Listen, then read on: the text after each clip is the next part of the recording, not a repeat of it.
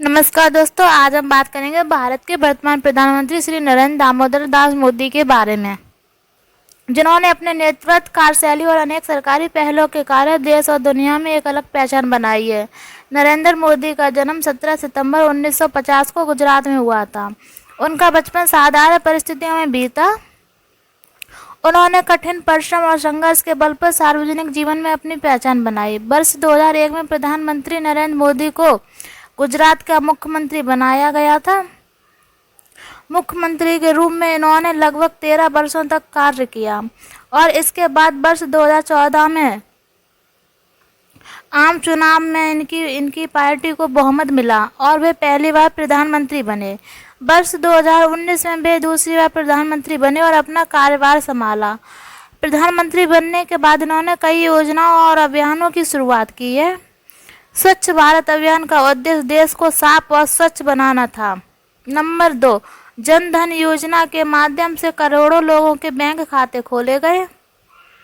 उज्ज्वला योजना के तहत गरीब परिवारों के रसोई गैस कनेक्शन उपलब्ध कराए गए।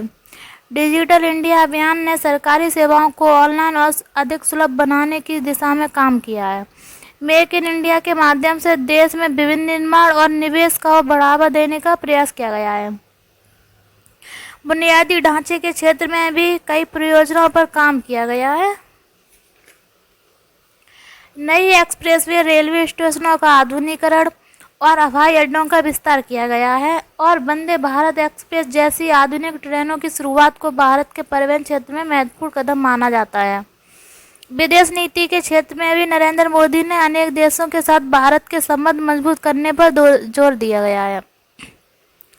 विभिन्न अंतर्राष्ट्रीय मंचों पर भारत की भूमिका को सक्रिय बनाने का प्रयास किया गया है।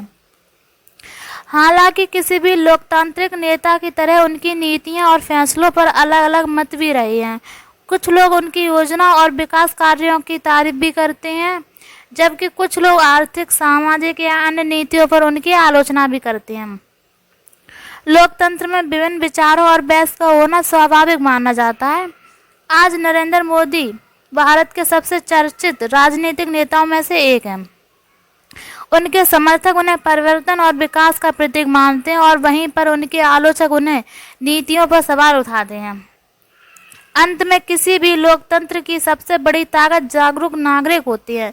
इसलिए हमें विभिन्न स्रोतों से जानकारी प्राप्त कर तथ्यों के आधार पर अपनी राह बनानी चाहिए और देश